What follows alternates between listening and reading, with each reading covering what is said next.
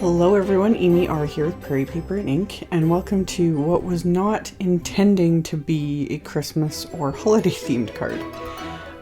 This week's color throwdown challenge was cranberry, a lime, sort of a green, and orange. And I actually had a completely different stamp set picked out, idea picked out, and then it kind of just morphed into what I'm showing you guys now. So I had the watercolor paper already sitting in front of me. You don't need it for this type of a card at all, but it was convenience. I already had it trimmed out, so I just die cut it with the WPlus9 4-bar stitched rectangles dies, the second largest one. And then I pulled out the WPlus9 Be Merry Florals stamp set, and I am stamping them onto this piece of watercolor paper with 3 different My Favorite Things dye inks. I'm using Cranberry Cocktail, Orange Zest, and Sour Apple. And most of these colors I'm stamping off once, just onto some scratch paper here. And my original, second original, I don't know, this whole card morphed so many times, but my idea was I was going to stamp the images and then I was going to spray them, which I've shown in other videos. I was going to spray them with water to get that kind of watercolory look. And then the more I was stamping, I was like, no, I don't want to do that. So it's kind of hard sometimes to do videos like this to kind of explain the thought process when even I don't know exactly what was going on. I was just going with it. So I stamped, the flowers with basically the second generation stamping. And then there's some detail and random little images in this set, or not random. They're all kind of have a purpose, but I was just kind of grabbing whatever would stand out to me. So I would stamp full strength, like the largest flower, and then these basically kind of the stem to the leaves. And then there was this tiny little flower image, so I stamped that full strength with the orange. And it was still looking a little bit, I wasn't too sure if I'd be able to use this. I wasn't too happy with it, but as always, add a little bit of splatter and that usually seems to kind of work. So I stamped one more of these flowers with the cranberry ink. And then I just smushed the cranberry ink pad onto an acrylic block.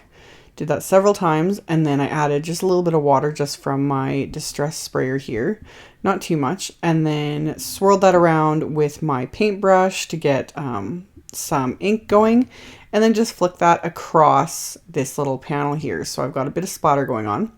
And I'm going to set that aside and let that dry. And I've got a piece of My Favorite Things Sour Apple cardstock that I had already cut down to 4 7/8 by 7 inches. And I scored it at 3.5. So this will be a top folding 4-bar sized card. So it'll be 4 7/8 inches wide by 3.5 inches tall. And then after scoring it, I took some Post-it tape and just masked off the top portion there. So that'll be what will be the back of the card. And then I pulled out the My Favorite Things Chevron Grid background stamp and inked it up with that same Sour Apple ink. And then I'm going to stamp this onto what will be the front of this card. So just lined it up as carefully as I could because I really wanted this to stamp pretty much perfectly this time. Usually I don't really care too much with backgrounds, like how they stamp. I like the little bit of a messy look, but with this I wanted it more exact. So did all that stamping, and now that splatter is dry, so I could treat that piece of cardstock with my anti-static powder tool. Then I'm inking up the word love from the Be Merry sentiment set. And like as of right now, I'm still not thinking of this as a Christmas card. I was like, oh, it can be just, sort of an any occasion card.